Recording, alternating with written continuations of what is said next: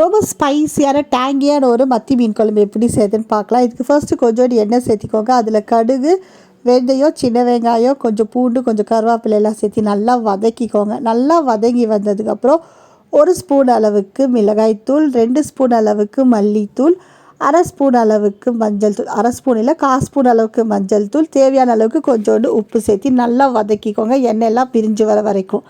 அதுக்கப்புறம் இதில் ஒரு 2 டொமேட்டோவை சின்ன சின்னதாக கட் பண்ணி வச்சுருக்கேன், அதையும் சேர்த்து டொமேட்டோ நல்லா மசிஞ்சு வர வரைக்கும் நல்லா வதக்கிக்கலாம். வதங்கினதுக்கப்புறம் இதில் புளி தண்ணியை சேர்த்திக்கலாம். தண்ணியும் சேர்த்து குழம்பு அட்ஜஸ்ட் பண்ணிக்கோங்க. இதில் நம்ம தேங்காயெல்லாம் அரைச்சி ஊற்ற போகிறதில்ல.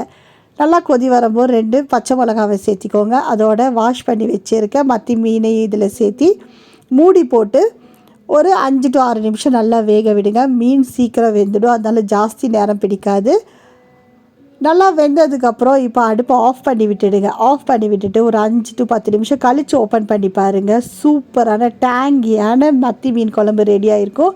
இது ரைஸ் கூட, இட்லி கூட எல்லாம் சாப்பிட அவ்வளோ அருமையாக இருக்கும். கண்டிப்பாக இந்த ரெசிபியை ஒரு தடவை ட்ரை பண்ணி பாருங்கள். ரொம்ப எம்மியாக நல்லா டேங்கியாக ஸ்பைஸியாக இருக்கும். கண்டிப்பாக ட்ரை பண்ணி பாருங்கள்.